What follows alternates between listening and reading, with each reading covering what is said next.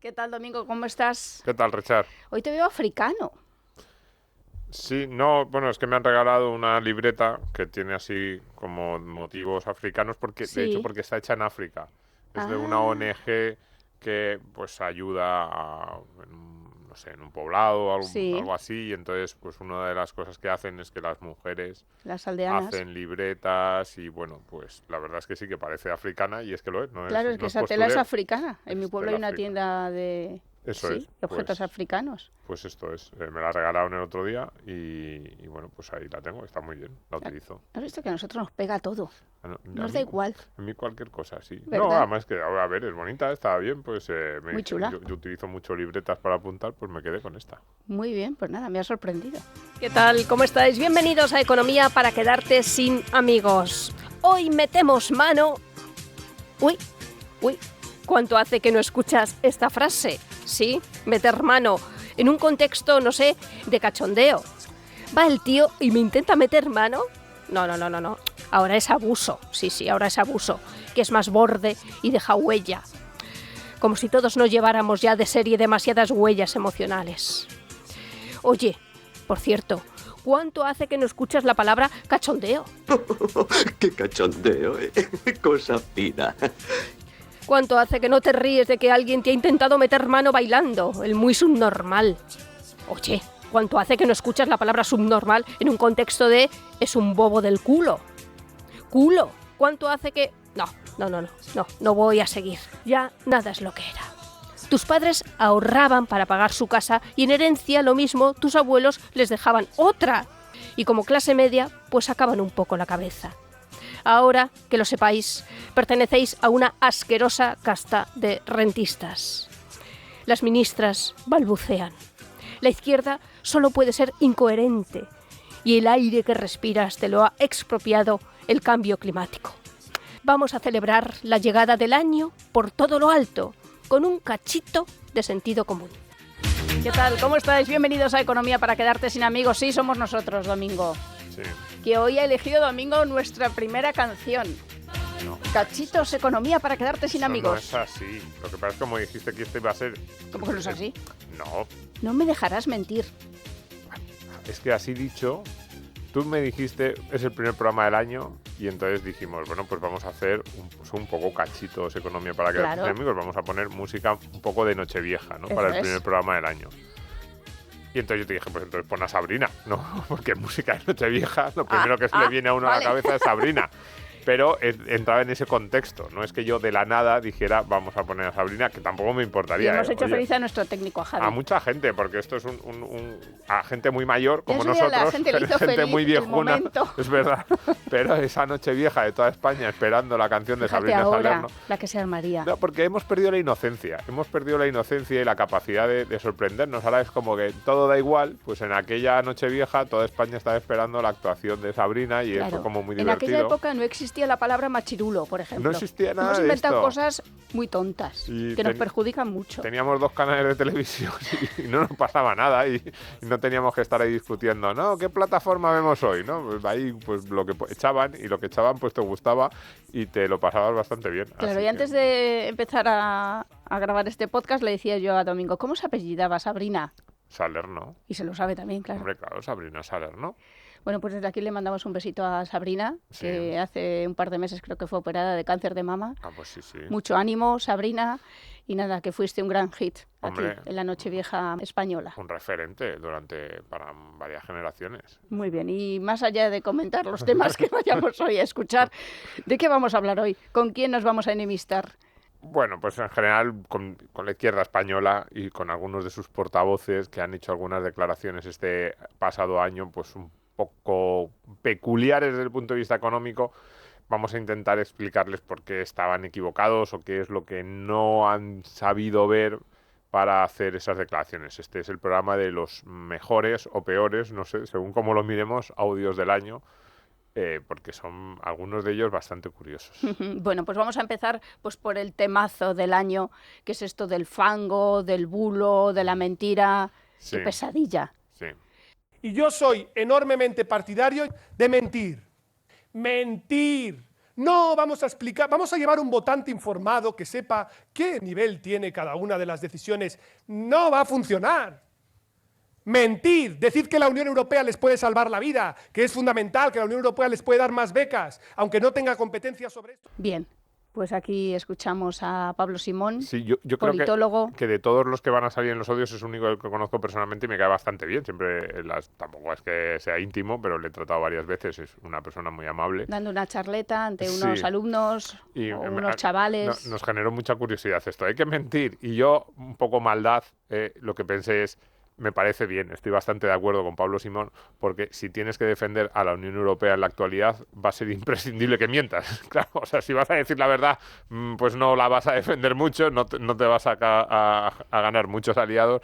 Así que si tu postura en el debate es pro Unión Europea, en 2024 es bastante lógico que digas vamos a tener que mentir para sacar adelante ese debate. Lo mismo pasa con Pedro Sánchez. Si le quieres defender solamente puedes mentir. Y él mismo Y es su también, mujer. para Llega un defenderse. momento, claro. Sí, es verdad, hay causas que solo se pueden La posición defender moral mintiendo, con lo es la cual mentira. es lógico, yo en cierto sentido, esta postura.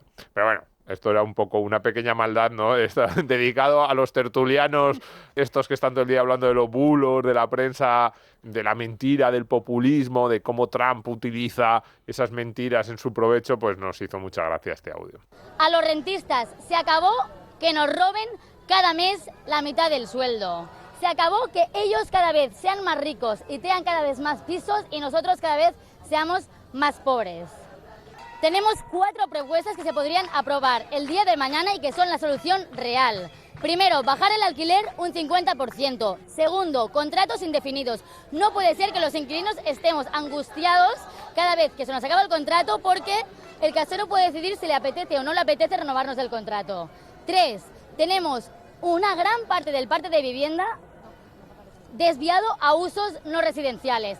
Hay que recuperar todas esas viviendas desviadas al mercado turístico que están vacías y en cuarto lugar, los pisos tienen que ser para vivir y por lo tanto hay que prohibir las compras especulativas. No puede ser que los inversores lleguen a nuestras ciudades y se adueñen de nuestros pisos y jueguen al Monopoly. Se acabó. Pues aquí escuchamos a Carme Arcarazo, que es la líder del sindicato de inquilinas, que creo que ahora también es inquilinos, a la que luego, por cierto, dedicaron algunas noticias como hija de papá. Sí, pero bueno, nos vamos a meter Lo mucho mismo ahí. es rentista y no lo sabe. Sí, a lo mejor es rentista. Le vamos a recomendar los 2 programas que hemos hecho sobre vivienda en este año. Tampoco vamos a entrar a repetir todos los argumentos de sus programas sobre por qué este tipo de medidas serían completamente, no solo absurdas, sino que además generarían el efecto contrario al deseado.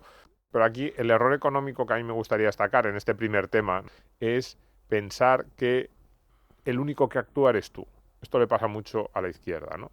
Cuando hay un problema, el que sea, dicen vamos a tomar medidas para atajar ese problema y muchas de esas medidas son actos que van a tomar ellos y que piensan que la otra parte se va a quedar parada. Dicen, pues nosotros, ¿qué vamos a hacer? Pues vamos a dejar de pagar los alquileres, no nos van a poder echar nunca. Y dicen, ya está, de esta manera se solucionaría. Y dices, bueno, claro, tú estás presuponiendo que el resto de los agentes que te rodean no van a hacer nada. Claro, por eso, por ejemplo, pues luego se tiende a la expropiación. Claro, Para que ya no se haga nada de nada. Sí, no puedes hacerlo. claro, en ese caso sí, pero dices, ¿qué pasaría si dejamos de pagar los alquileres? Bueno, si dejas de pagar los alquileres, lo que pasaría... Podríamos hacerlo, estamos hartos de rentistas, se acabó. De hecho, en esta manifestación lo que se proponía era una huelga de alquileres. Y dices, si tú dejas de pagar los alquileres y te quedas dentro de la casa de un propietario ejerciendo la violencia, que es no me voy de tu propiedad porque no me da la gana, ¿por qué crees que el propietario no va a poder hacer nada para defender su propiedad? Como intentarte echar por todos los medios que disponga. Y si tú utilizas medios ilegales o al margen del contrato que habéis firmado, puede que él también utilice medios ilegales al margen del contrato que habéis firmado. O esta idea de todos los contratos serán indefinidos por decreto, nunca nos podrán echar. ¿Qué dices? ¿Quién crees que te va a firmar un contrato de alquiler sabiendo que nunca te podría echar si tú no quieres irte?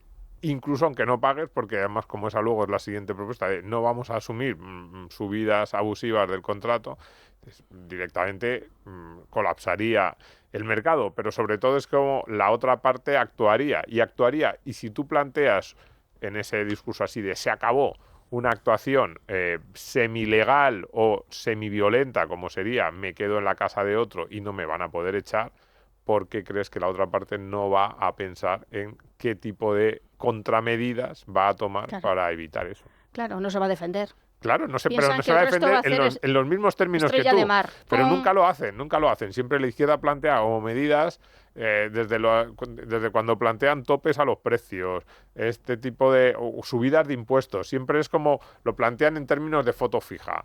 Hay tantos ricos en España, les vamos a subir los impuestos y entonces les vamos a recaudar tanto. Y dices, bueno, lo primero que tendrías que pensar es qué van a hacer los ricos tras esa subida de impuestos. Pues en este caso es qué van a hacer los propietarios si tú decides quedarte en su casa sin pagar el alquiler y le dices que no te vas a ir, se acabó, muy rotundo. Pues dices, el propietario va a reaccionar en los mismos términos que tú. Y si tus términos son violentos y son no legales, el propietario puede utilizar los mismos.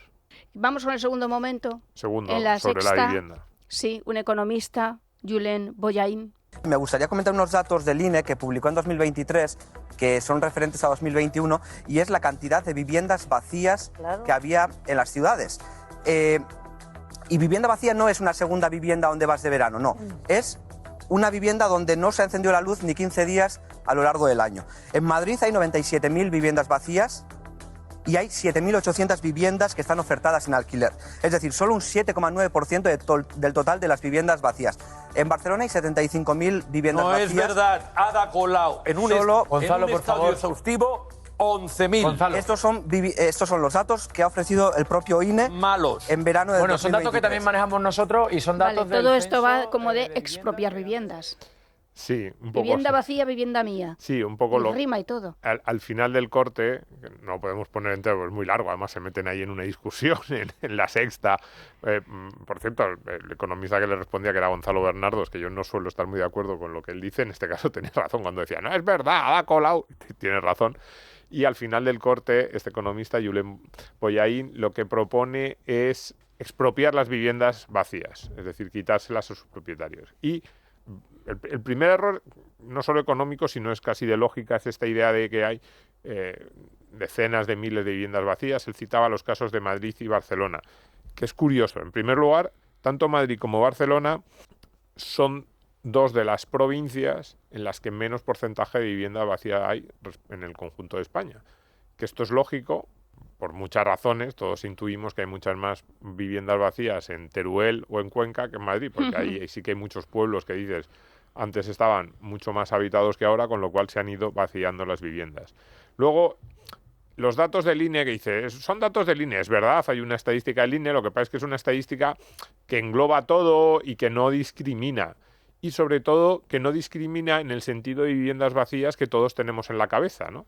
Cuando hablamos de hay 100.000 viviendas vacías en Madrid, ¿qué se nos viene a la cabeza? Pues una casa que efectivamente en la que está vacía, en la que no vive nadie y que podría ponerse mañana en el mercado sin mayor problema. Pues bien, eso no es cierto. No hay 100.000 viviendas vacías en Madrid en esas circunstancias, que mañana podrían ponerse en el mercado sin mayor problema, porque de hecho eso retaría mucho desde el punto de vista lógico todo el resto de la argumentación que nos hace este economista o que nos hacía antes la portavoz del sindicato de inquilinos, porque lo que nos dicen es, en primer lugar, que los propietarios de viviendas son unos rentistas avariciosos. Y de hecho esta palabra rentista ya parece que es casi como un insulto. Luego, en segundo lugar, nos dicen que los precios del alquiler en Madrid están en máximos, están absolutamente disparados y que por cualquier casi cuchitril te quieren cobrar 1.500 euros por casas que dices son apenas habitables, ¿no? Y luego, en tercer lugar, te dicen que esos mismos propietarios ultra avariciosos, que ahora mismo podrían cobrar auténticos dinerales por cualquier vivienda que pusieran en el mercado, Dicen, han decidido, no quiero, paso. Paso del dinero. Pero si no era avaricioso, es incompatible. Es decir, esto desafía a la lógica. ¿Quiere ganar o no quiere ganar? ¿Quiere ganar dinero? Porque claro, dicen, no, los especuladores aguantan la vivienda vacía, pero esta es un poco la lógica para forzar una subida enorme de los precios y entonces es cuando las sacan al mercado para ganar mucho dinero. Esto es lo que nos dicen. ¿Y cuando llega ese momento? Claro, cuando llega, porque ya más subida que ahora, o sea, esa gente es como, pues ya han ganado. No hay pisos, claro, ya han ganado. Esos especuladores que llevan durante años aguantando sus viviendas para forzar una subida de los precios y entonces poder sacarnos ahí, chuparnos la sangre y sacarnos todo lo posible con alquileres altísimos, deberían haberse, bueno, felicitado a lo largo del año 2022 y 2023 y 2024 y haber puesto todas esas viviendas en el mercado para aprovechar que su táctica maligna de subir los precios había tenido éxito. Pues entonces llega el señor Bollaín y nos dice, no, todavía no. Que es profesor, por cierto. ¿Cuánto tiempo más necesitan los especuladores para poner sus viviendas en el mercado? Entonces, ¿cuál es la realidad de las viviendas vacías en Madrid y en Barcelona? Que, repito, sobre todo el ejemplo de Madrid es muy peculiar porque es una de las ciudades de España con menos porcentaje de vivienda vacía. Bien. En realidad, los datos del Ministerio de Fomento, es verdad que son un poquito más antiguos, son de cierre de 2016, pero no creemos que se haya producido un cambio en estos años casi una década, ¿eh? En el sentido contrario, es decir, a que haya explotado el número de viviendas vacías, probablemente, si acaso lo contrario, pues los datos del Ministerio de Fomento hablaba de 42.000 casas vacías en toda la región de Madrid, incluidas las zonas de sierra, zonas rurales de Madrid, que ahí sí que probablemente el porcentaje se parezca más al de esas provincias que citábamos antes, con lo cual 42.000 casas, un estudio que hizo el Ministerio de Fomento. Entonces, ¿cuál es el problema con los datos del INE? Y con esa idea de cuántas viviendas vacías hay. Y es pensar que la estadística, yo creo que es el problema económico, y además esto nos pasa mucho a todos, pensar que la estadística refleja la imagen mental. Nosotros nos dicen, vivienda vacía, pensamos, un piso en la calle Serrano, disponible para alquiler mañana, que simplemente hay que darle las llaves al nuevo inquilino. Y dices, no es así. El problema es que la estadística recoge todo tipo de inmuebles. Entonces, desde inmuebles que a lo mejor están catalogados como vivienda, pero no están bien, y a lo mejor no son viviendas exactamente, son trasteros o son otro tipo de inmuebles, y claro, no está bien incluirlos como vivienda. Inmuebles que no están disponibles para el alquiler por imposibilidad física, desde que necesitan una reforma integral, el edificio por lo que sea no se puede utilizar, pues por muchas razones. Inmuebles en los que no está clara la propiedad o el régimen de tenencia o quién puede alquilar la vivienda. Claro. Desde herencias, problemas con los bancos. Todo este tipo de situaciones también se dan, y en una ciudad como Madrid, que tiene pues centenares de miles, millones de viviendas, pues se pueden dar en esas cifras que estaba dando este economista, se puede dar que haya muchos inmuebles en los que no está claro quién va a poner la vivienda en el mercado o cuál es el régimen, a quién pertenece o si lo puede o no utilizar. Con lo cual, incluso aunque obligáramos a la gente, pues cualquiera que tenga una vivienda vacía en ese concepto mental que todos tenemos de una casa que está disponible para el alquiler mañana, incluso en ese caso todos estos inmuebles que estamos diciendo no se podrían. O inmuebles que están vacíos con muy buenas razones por parte del propietario. Pues imaginémonos desde un propietario que por lo que sea, pues durante un par de años se ha tenido que ir de Madrid y dice, oye, pues me han mandado por mi trabajo me han mandado a Ámsterdam. Claro, a vivir. pero lo mismo vuelvo, pues claro, eso. Y lo mismo vuelvo, 2 años, o un año, no o 6 quiero meses. firmar un contrato de alquiler que me ataría durante 5 años, con lo cual prefiero tener mi casa vacía, que le vas a expropiar a ese señor la vivienda y cuando dentro de 2 años vuelva de Ámsterdam que ha ido...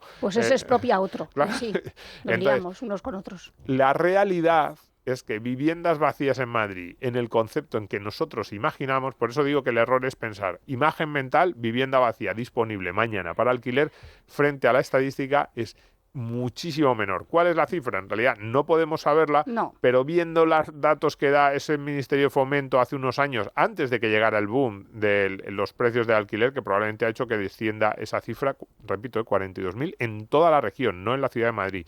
Viendo un poco lo que hace el INE, pues nos podemos imaginar que está muchísimo más cerca de esas 7.000 y pico casas que hay en Idealista, de las 100.000 de las que nos hablaba este Pero ¿a quién le economista? importa la realidad? Porque mira, el gobierno también iba a poner a disposición de los españoles no sé cuántas miles de viviendas, de ese banco malo de viviendas, y luego no había quien se metiera en esas viviendas. Sí, le pasa lo mismo, pero al gobierno le ha pasado muchas veces, ¿no? Da una estadística, tenemos tantos miles de viviendas a disposición, y luego cuando te pones a mirar, técnicamente es cierto que están esas viviendas, y luego te pones a mirar y dices, ¿pero esto eran todo viviendas o no? ¿Qué tipo de inmuebles eran? ¿Están disponibles para vivir? ¿Tienen los suministros básicos? ¿Se ha quedado la obra a la mitad y por eso la tenía la Sareb porque la obra la dejó un promotor a medias después de la burbuja de 2008 y en realidad no es una vivienda? Cuenta como vivienda, a lo mejor. No tiene ni tarima. No tiene nada, es verdad. Y habría que hacer una obra. Todo ese tipo de cosas son las que dices entre la estadística y la realidad. Entonces, cuando es tan ilógico pensar que hay cientos o decenas de miles de propietarios en Madrid que no desean sacarle una rentabilidad, es más lógico pensar lo que estaba diciendo Gonzalo Bernardos por detrás, que era decir, Ada Colau, con esa misma idea, se puso a hacer un censo de viviendas vacías real de Barcelona. ¿Cuántas viviendas ha vacía? Y le salían poco más de 10.000. Entonces, no nos hagamos trampa porque sería ilógico incluso con nuestro propio discurso político. Vamos con el segundo cachito. Temazo para bailar, ¿eh? Sí. Estamos encantados. A mí este no me gusta tanto. ¿Cómo que no? Me gusta tanto. Este es el típico que yo voy a por ti así y te saco así de las manos a bailar. Y yo no bailo. Yo me quedo parado. Bueno, pero ya lo que está. tienes que hacer, así en plan tronco. Sí, no. Con dos manos como ramitas. Sí. Ya, Y a Javi se está imaginando ese porque momento. llevo ya mucho... mis compañeras de Libertad Digital están empeñadas en que yo tengo que bailar y entonces ya se lo he dicho, ya después de 10, 12, 15 cenas de estas de Navidad, debería haber quedado claro que no bailo y que es ridículo intentar que yo baile y sería más ridículo aún que yo bailase. Ve y yo lo conseguiremos. No creo. Bien, vamos con un momento muy tierno. No me lo niegues. Sí.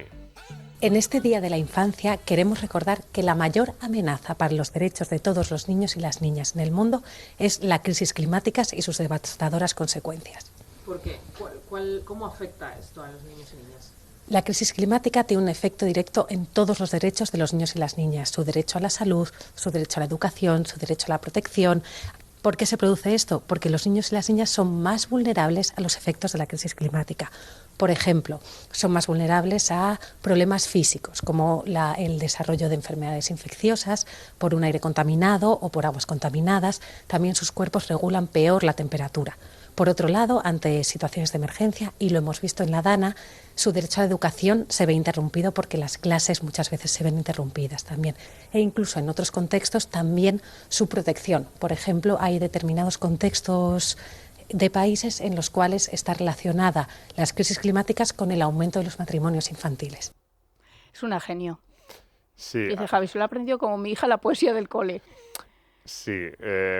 A ver, es la portavoz de una organización de Save the Children que yo seguro que hacen un trabajo fantástico y yo no quiero criticar mucho ese trabajo a la organización porque no desconozco, pero estoy convencido infantilizada en su aspecto. De que lo tratan de hacer lo mejor posible, pero ahí comete un error económico muy básico. Pero a ella no les da igual. Que va casi a la definición de economía, ¿no? Esa ciencia para gestionar recursos escasos, porque el problema que tiene esta argumentación, dice, el mayor problema, la mayor amenaza a la que se enfrentan los niños es el cambio climático. Y esto, de verdad, es un error, y es un error grave, es un error además de los que puede tener consecuencias bastante importantes. Bueno, extendido en todos los colegios. Sí.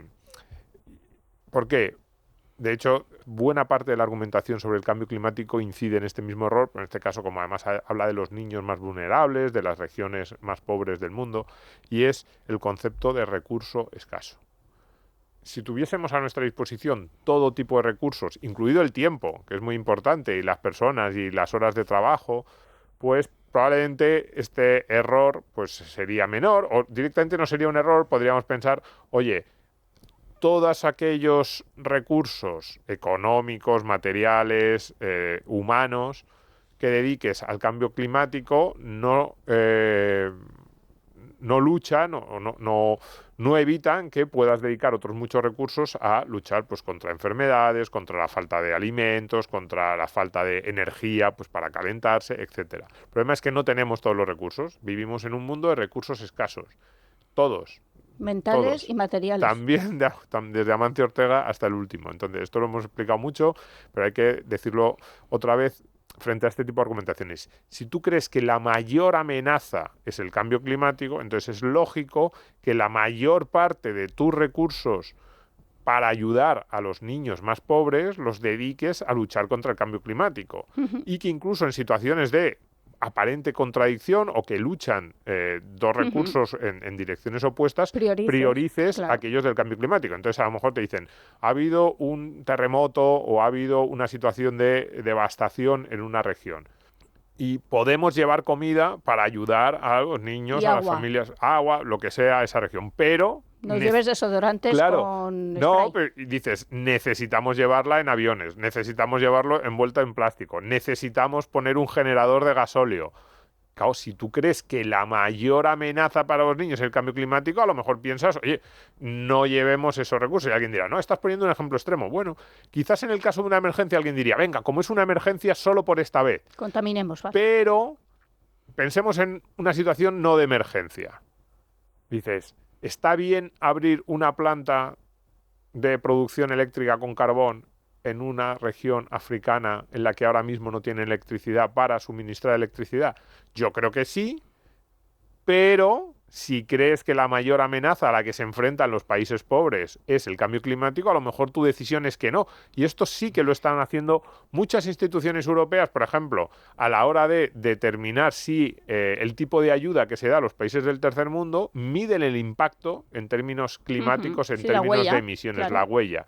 Y claro, dices, ¿estamos dejando de hacer cosas que ayudarían ahora a esos niños y a esas regiones pobres ¿Lo sabemos? por priorizar Pues yo creo que sí. la lucha contra el cambio climático? Yo creo que sí, yo creo que eso es peligroso. Pero ¿y por qué es? Ya, pero fíjate, dices criminal. Yo no creo que sea por maldad. Pero yo no creo que sea por maldad. Las consecuencias sí. Las consecuencias sí y lo ya son. se están viendo. El problema es que si te crees realmente que la mayor amenaza es el cambio climático, es lógico que lo hagas. El problema es de definición, no. El cambio climático puede ser una amenaza, incluso puedes llegar a pensar que es muy importante, pero no puedes pensar que es la mayor. Ahora mismo, lo más urgente y la principal preocupación para esas familias, esas regiones, esos niños, nos centramos en los niños más pobres, es acceso a la electricidad, acceso al agua potable y sí, en ocasiones, de hecho casi siempre, para proporcionarles esos bienes urgentes que necesitan ahora, vas a tener que tomar medidas con huella de carbono. Pues, salvo que te ciegue mucho la ideología, vas a tener que decir... Cosa extendida, sí. Pues sí, aumentaremos las emisiones a cambio de solucionar o de paliar por lo menos el problema actual. A un niño de Siberia le importará mucho que suba 1 grado la temperatura. Madre mía. Que no mucho. En España, el 1% más rico generó las mismas emisiones que 12 millones de personas. Los 50.000 millonarios más ricos del mundo generan en una sola hora las mismas emisiones que una persona trabajadora en toda su vida. 2 aviones privados de Jeff Bezos generaron en 12 meses las mismas emisiones de carbono que un trabajador normal de Estados Unidos tardaría 207 años en emitir. A esta eurodiputada la conocemos más. Sí, la conocemos más. Exministra Irene Montero. Y aquí el error económico que comete, también hablar de estas cosas de pobreza, riqueza, es un error un poco estadístico que, bueno, le vamos a recomendar aquí que eche un vistazo a sus cuentas, a las cuentas en general de la riqueza en el mundo, para que deje de hablar del 1% en tercera persona. Porque es el error que comete. Es decir, ella dice... Le estamos dando una alegría, Irene. Sí, ella dice, el 1% de las personas del mundo, pues y es un discurso muy habitual, lo egoístas que son, los bienes que acaparan. Entonces, simplemente decirle a Irene Montero, tanto en términos de renta como en términos de patrimonio, ella forma parte del 1% más rico de la población del mundo. También lo dijimos esto en un programa, esto fue un poquito más antiguo, yo creo que tenía un par de años. Muchos de los oyentes que nos están escuchando también, quiero decir, el 1% más rico del mundo más o menos son unos 80 millones de personas, y si ampliamos un poco al 5%, la mayoría de los españoles de clase media estarían ahí en renta, en patrimonio, en general, la mayoría de los occidentales, pero vamos. ¿Y esto es motivo de alegría? Con lo que sabemos, yo creo que sí, también para Irene Montero, con lo que sabemos del sueldo de Irene Montero como eurodiputada y lo que sabemos de su patrimonio, que se ha comentado mucho en España, pocas personas se ha comentado más su patrimonio que el de Irene Montero. Sí, será eso. Pues podemos asegurarle a Irene Montero que ella forma parte del 1%, con lo cual cuando vuelva a hacer un discurso contra el 1%, que hable en primera persona, diga qué egoístas somos, todas las cosas que tenemos, por qué estamos acaparando, por qué emitimos tanto, porque parte del discurso era sobre las emisiones y sobre el daño que hacía al medio ambiente el 1%, De hecho, si desglosamos el 1%, yo no te voy a decir que sea del 0,001 más rico ahí donde están los multimillonarios, pero no sería del 1% por poco. Yo creo que está bien metida dentro del grupo. Y sus grupo. amigos tienen pasta, ¿eh? Sí, vete a Argentina, pero que tampoco hay que ser multimillonario, ¿eh? Clases medias occidentales, así con un patrimonio un poquito grande, pero que no le llamarías ni mucho menos ultra rico, están en el 1 o 2% más rico de sobra. Y Irene Montero, vamos, ya te digo yo que sí. Tercer cachito. Esto te encanta. 1999. No dices nada. Sí, no, pues estaba viendo las fotos. De Gigi. Es de un tal Gigi de Agostino, pero luego canta una chica y estaba viendo las fotos del tipo, una estética interesante. Un poco así a lo Tino Casal o algo Eso así, es. como muy raruno. Eso es. Bien. Bueno, pues ya sabes que yo no discuto tus elecciones. No. No me las discutas. ¿Para qué? Sí, de todas las que has puesto hoy, mi favorita sigue siendo Voice. Pero... Voice. Bien, vamos a escuchar a Mónica. Sí. Creo que ya todo el mundo, cuando dices Mónica... Una de nuestras ministras favoritas. Eso es, con todo el cariño de todos los funcionarios de Muface. Sí. Vamos a escuchar a Mónica. Hay uno al que parece ser, se dice, se comenta que se le ha acabado la fiesta, y que decía el otro día, el muy jeta, el que pueda que no pague impuestos.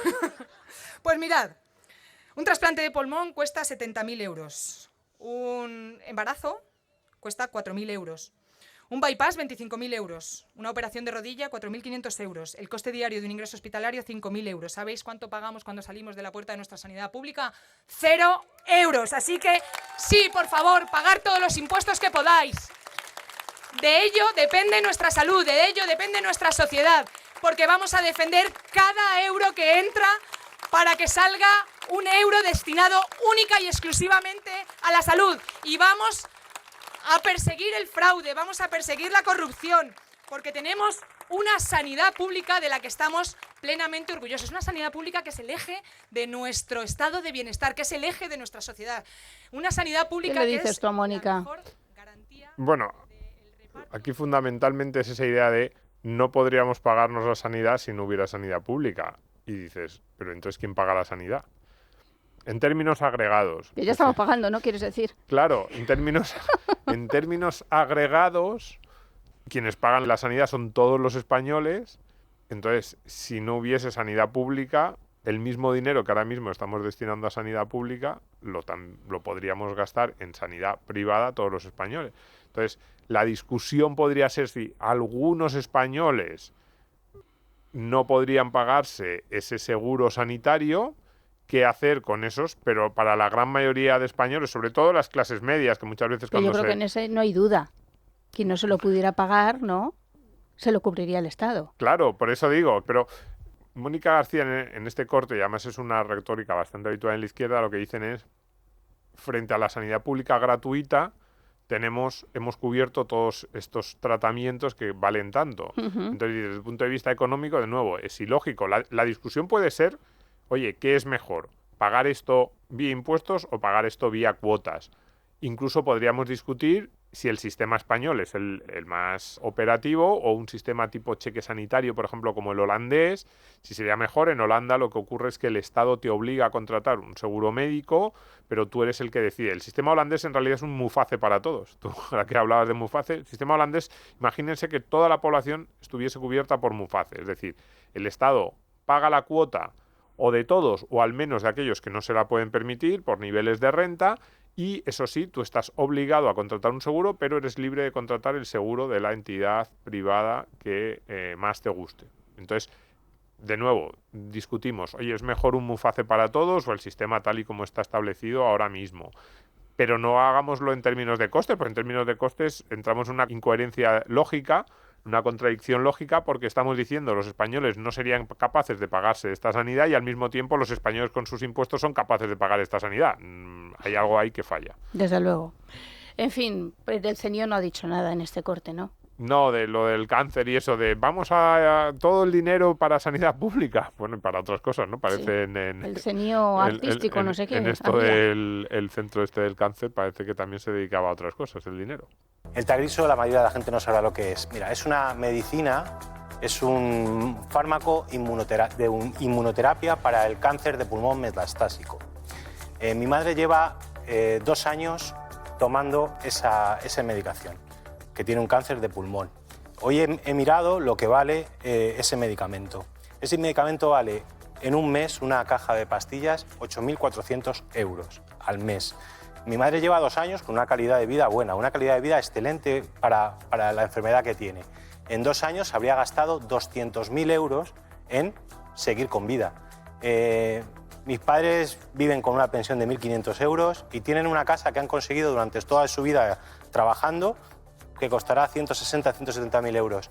En 2 años habrían perdido, para poder pagarse ese tratamiento, habrían perdido su casa y no podrían vivir nada más que de la pensión que también se paga con los servicios públicos. Cuando la gente hable de pagar impuestos, que sepa que los impuestos van a eso y que la clase media y la clase trabajadora algún día en su vida va a tener que tirar de los impuestos y de otra manera jamás podría lo que supone Antonio Maestre. vivir. Sí, a ver, este tipo de argumentaciones, yo desde el punto de vista del debate creo que son muy buenas, porque claro, ves ahí al paciente que recibe un tratamiento contra el cáncer, sientes su situación de necesidad y por eso digo, argumentativamente está muy bien. Claro, dices, ¿cómo no vamos a ayudar a alguien así?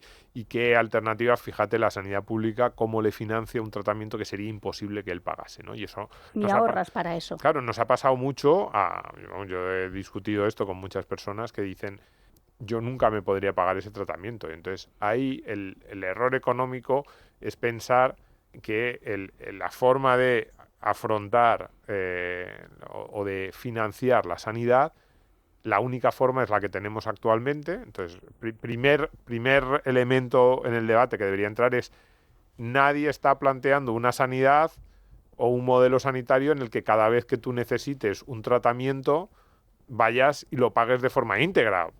Puede haber personas que sí lo hagan, por ejemplo, la gente muy rica en Estados Unidos lo hace así, no tienen ni seguro sanitario ni nada, simplemente el día que necesitan pues van al hospital, pagan auténticos dinerales, pero como tienen mucho dinero, ellos piensan que es lo más cómodo y que no les merece la pena tener un seguro sanitario. Pero para la gran mayoría de la población no es el esquema. El esquema sería o un cheque sanitario, lo repito porque a mí es el modelo que me parece que probablemente sería más factible implantar en España en el corto y medio plazo, una especie de Muface para todos, un poco al holandés, y la segunda forma sería a través de seguros sanitarios. Esto es como si como si hubiese un ministerio de vivienda, pero no como el de ahora, sino que se dedicase a reconstruir todas las casas que sufriesen daños muy graves. Y dijéramos, es que si no hubiese un ministerio de la vivienda, fíjate, mi madre tuvo un problema el año pasado que se le hundió el tejado y ella no podría pagar su tejado, se tendría que ir de casa. Y dices, hombre, no es ese el esquema. ¿Cómo funcionamos todos en el caso de la vivienda? Pues con seguros. Y dices, si se me quema la casa o si hay una riada o si hay cualquier otra circunstancia que hace invivible mi casa, yo pago una pequeña cuota de seguro y es lo que me cubre. En el caso de la sanidad sería lo mismo. Si hubiese un esquema de sanidad privada, funcionaría en base a seguros. Yo pago una cuota cada año que sí me puedo permitir y cuando tengo la gran mayoría de los asegurados no requieren de tratamientos muy caros, pero el seguro cubre a todos, a los que no lo requieren y al que sí lo requiere, que en este caso pues hace frente a ese gasto. Yo tengo un seguro médico privado y yo lo he utilizado más bien poco, afortunadamente, en los últimos 20 años. Cuando más utilizas, claro, ¿no? Entonces el seguro, yo sé que si un día lo necesito, voy a ahorrarme mucho dinero, probablemente en estos 15, 20 años, debe ser casi 20 años que lo tengo, le he salido muy rentable a mi aseguradora privada porque he ido muy pocas veces al hospital y, el esquema... Y por eso también se mantiene. Claro. Que es también el argumento ahora de los funcionarios. El esquema será que si un día, espero que no, pues me descubren una enfermedad o tengo que recibir un tratamiento caro, pues la aseguradora me cubre a cambio de todos estos años que yo he ido pagando una cuota accesible sin utilizar sus servicios. Entonces, esta idea de, claro, no podríamos pagarnos los tratamientos porque son muy caros, es contradictoria con el sistema a través del cual se financian este tipo de servicios.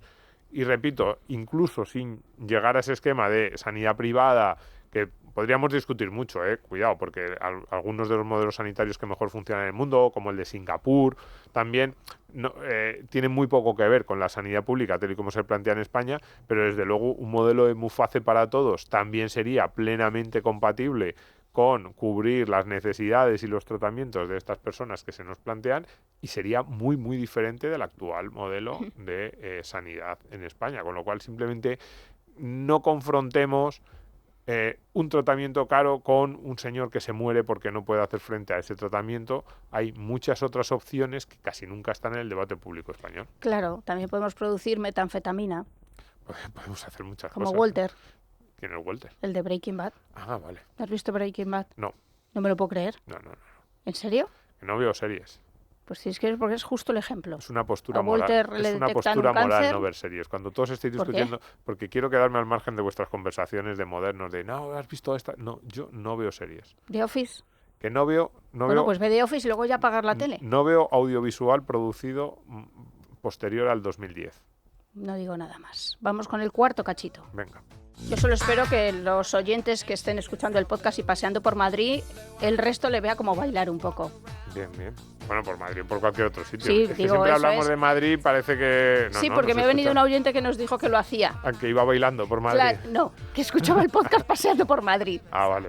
Entonces digo, pues por favor que la gente diga, y está, porque baila, sí. Sí, esto es una canción de unos tipos, un grupo italiano, Eiffel 65. Fíjate, la canción, no el grupo, que también. La canción tiene página en Wikipedia. Claro. Pues es un temazo. Temazo. Álbum Europop. Esto lo petaba a finales de los 90. Bien. Vamos con el fútbol. El fútbol femenino. El fútbol, hombre, buenísimo. Madre mía, vamos. No, me preguntan mucho por el fútbol femenino y yo lo que sé y deseo y creo que es justo es que todos ganemos lo mismo. Claro. Que seamos igual de profesionales, que tengamos los mismos derechos y que exista igualdad. A la pregunta, ¿cómo hacemos eso? Claro. Eso es algo que aún no sé. Sí que sé que nosotros, el fútbol masculino, tenemos que ser los primeros en ayudar. Porque nosotros tenemos la plataforma, tenemos los recursos. Bien. Y ¿A quién escuchamos?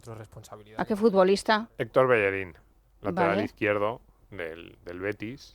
Un moderno, ¿eh? Sí, además, es un futbolista bastante famoso, hizo mucha carrera en la Premier, en el Arsenal. Parece que está un pelín de capa caída o a carrera. Yo le he entendido que lo que quiere es que las chicas sean teloneras suyas. No, lo que ha dicho es que quiere que las chicas, las futbolistas, una pachanga cobren lo una mismo final de que la los Champions, chicos. No sé. No, que cobren lo mismo que los chicos. Ya, pero entonces, luego lo de los mismos recursos, apoyarlas, no sé. El error económico que comete Héctor Bellerín casi no es un error económico. Yo aquí diría que es un error casi de un poco de barrio Sésamo. Pero es que es buena persona. Con todos mis respetos. Muchos. Oye, que seguro que es muy buena persona. Sí. Y buen lateral izquierdo, es que estamos es buen llenos futbolista. de buenas personas. Es que de buenas intenciones. Que todo el mundo es verdad que queremos que el mundo sea de otra forma. No, y que además, y de verdad, buen futbolista, que decía antes, ha dado un paso atrás en su carrera. Es verdad que estaba lateral izquierdo, lateral en Arsenal, y ahora pues ha ido pues a otros equipos un poquito menores o que ya no son de Champions, pero bueno, mis respetos al Betis y a Héctor Bellerín y a todo. Bien, pero, después de esta cuña. Sí, pero comete un error, digo, un poco de casi de barrio Sésamo, porque es que dice, quiero que las chicas cobren lo mismo que nosotros. Él, por lo que hemos visto, él tiene un sueldo de unos algo más de 3 millones de euros. Entonces, el problema es que para igualar los sueldos de las chicas y los chicos, que se puede hacer, hay dos maneras. En su cabeza hay una, que es que las chicas suban su salario y se iguale al de los chicos. Todos queremos más. Desgraciadamente, le voy a decir que hay otra manera, que es bajar el sueldo de los chicos y que cobren lo mismo de las chicas. Y que, desde el punto de vista... Claro, este es el error de Barrio Sésamo, ¿no? Pensar solo que la única manera de igualar chicos y chicas es que las chicas cobren más. No, hay otra, que es que los chicos cobren menos. Me está viniendo la imagen, ¿tú te acuerdas de Barrio Sésamo cuando decía arriba, abajo? Y el error económico es pensar que es más sencillo subir el sueldo de las chicas. No es así. lo lógico, lo que ocurriría si obligas a igualar sueldos de chicas y de chicos en el fútbol es que bajaría el de los chicos en España. Es que esa solución puede suceder mañana. Claro, pero además por pura lógica. Es decir, ¿cuánto dinero genera el fútbol español? Pues bien, el fútbol español, siendo generosos, porque tampoco hay cifras muy, digamos, muy cerradas, pero bueno, podríamos decir que como mucho unos 40 millones de euros, que es poco. Pero bueno, venga, vamos a darle 40 millones de euros y vamos a pensar que hay unas 500 jugadoras en la primera división, ¿no? Unas 25 por equipo, te sale a unos 80.000, entre 80 y 100.000 euros por jugadora. Mientras que el fútbol masculino en salarios, y hemos cogido como cifra para esos salarios el límite salarial que ha establecido la Liga, estaríamos hablando de unos 2.600 millones. Fijémonos la diferencia, unos 40 millones genera el total del fútbol femenino, no solo para salarios, esto sería para todos, también para el funcionamiento de los clubes, pero nos vamos a olvidar y lo vamos a dar todo a salarios, y el fútbol masculino solo para salarios tiene disponible el límite salarial de la Liga Española 2.600 millones. Bien, pues ¿podrían igualarse los sueldos de chicos y chicas? Claro que se podrían, tú lo has dicho, mañana mismo. ¿Qué habría que hacer? Pues coger las dos cifras, 2.600 más 40, nos saldría 2.640 millones, coger a todos los futbolistas de primera división, tanto chicos como chicas, venga, vamos a poner que son unos 1.000, ¿no? 500 y 500, 25 jugadores por equipo, unos 20 equipos, creo que en la Liga Femenina son algo menos, pero bueno, por cifras redondas vamos a coger unos 1.000 y entonces decimos, tenemos 1.000 futbolistas y 2.640 millones, con lo cual, a partir del año que viene, cada futbolista va a cobrar lo mismo, 2,6 millones de euros. Oye, es un salario bastante importante, 2,6 millones de euros, y los chicos y las chicas en España cobrarían lo mismo.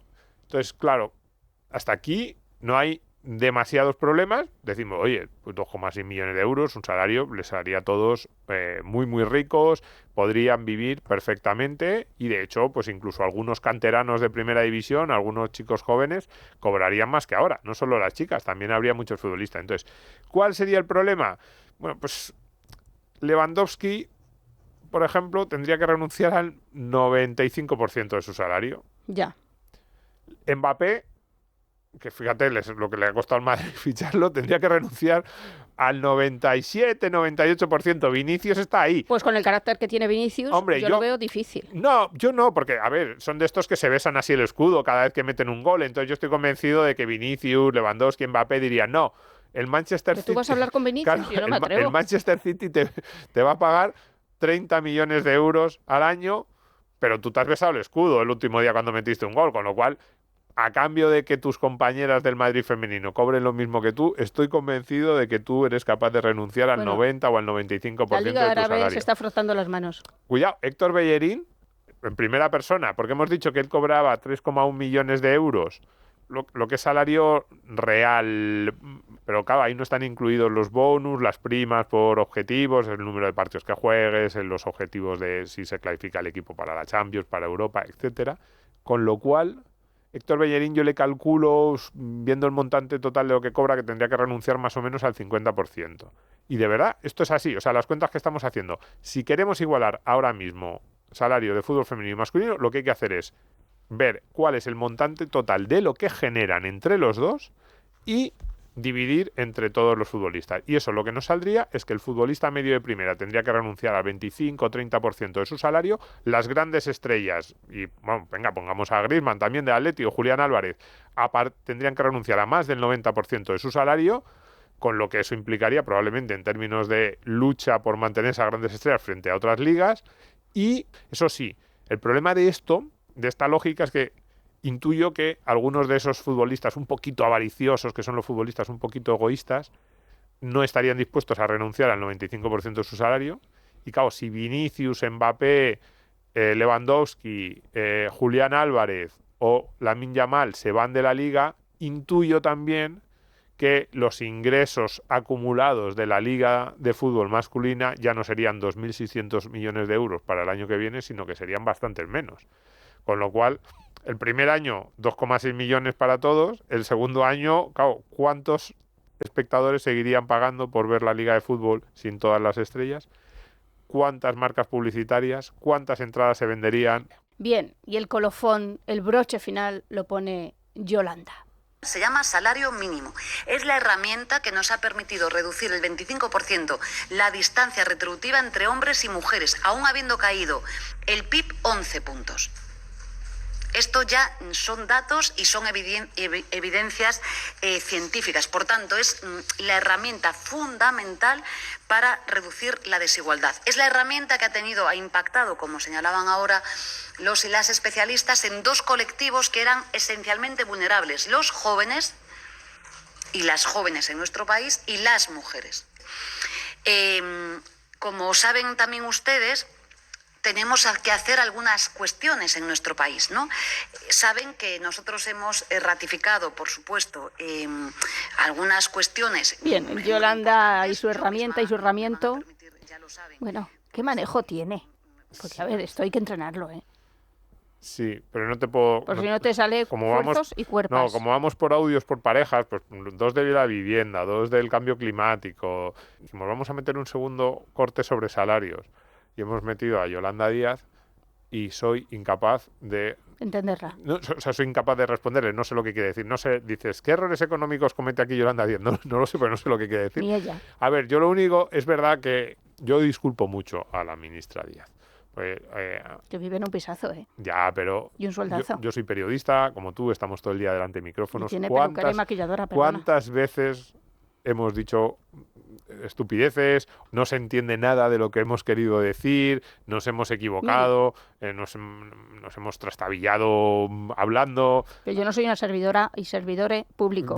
Pública, no. publique. Entonces, solidaridad máxima con Yolanda Díaz, porque nosotros también nos equivocamos. Y con Ozores. Y con Ozores sí que se parecen mucho los discursos de Yolanda Díaz a algunos de los que hacía Ozores, pero queremos reivindicar a la gente que se equivoca delante de un micrófono aquí, y el ejemplo, Yolanda Díaz y nosotros mismos. No, porque estamos aquí para sumar. Sí, y además así ella dirá, pues a mí no me pueden criticar porque como no me entienden, y es verdad, no podemos criticar lo que dice Yolanda Díaz porque no sabemos lo que quiere decir. Así que fantástico. Vampira psíquica. Es una manera muy buena de ganar un debate que el otro no te pueda responder. Yo aquí no soy capaz de responder en términos de económicos, salariales, a lo que quiere decir Yolanda Díaz. Nos vamos. Bien, bailando esta canción tampoco miras a los ojos de la gente. No, vale, está bien. Miras sus caderas. Sí. Bueno. Temazo, ¿eh? Con una versión de La Casa Azul que te recomiendo, Domingo, en este momento. No, yo voy a reivindicar un poco... Como dirías tú, mitiquísimo. Tú ya sabes que yo soy un hombre... Eres un hombre, eso lo sé. Precontemporáneo. Sí. Eso lo sabía. A mí esta época... Y yo voy a reivindicar un poco los bailes de los años 40, 50, ahí Sí, ¿chotis? Hombre, no, pero no un chotis. No, fíjate, años 20, 30, 40, 50, que consistían en tú cogías a la chica bien, no hacéis el ridículo. Y esto ahora hay moverse a 5 metros de... No me parece... A ver, que en nuestras bombas hemos quedado que es mejor tomar decisiones borracho. No, Domingo. pero me parecía mejor esos bailes en los que, pues eso, un poquito de fíjate, contacto. ¿De decoro? Sí, y de contacto físico. Tú cogías a la chica, bailabais. Pero no toques porque tocas. Un paso doble, claro. Ya. Eso está bien. Nuestros abuelos sabían más que nosotros, también en esto. No sé si te has dado cuenta, pero yo también hoy vengo africana. Sí, es verdad. O sea, somos los dos hoy africanos. Lleva una blusa así un poco... Cebra rosa, ¿no? Un poco sí rara. Sí, cebra rosa, sí. Pues nada, que muchas gracias. Que feliz año nuevo a todos, ¿no? Eso es, feliz año nuevo, feliz 2025 a todos y a todas y a todes los que han aparecido en los diferentes audios de este Economía para quedarte sin amigos. Y bueno, buscaremos nuevos audios para el año que viene. Pues sed muy buenos, ¿verdad? No mintáis, no os echéis al fango. No lancéis Ser bulos. aseados. Salvo si tenéis que defender a la Unión Europea, que ahí va a ser imprescindible que lo hagáis. Dejamos. Ahí os dejamos, porque sabemos que es una misión muy complicada defender a la actual Unión Europea, con lo cual aceptamos que mintáis. Pues muchas gracias a todos por estar ahí, y estamos en todas las plataformas de podcast, estamos en YouTube y estamos en el radio los domingos a las 12 de la noche. Eso es. Lo he dicho perfecto. Perfecto. Esto lo voy a coger este corte y ya lo voy a repetir eternamente. Bien, pues nada, aquí un abrazo enorme a repartir.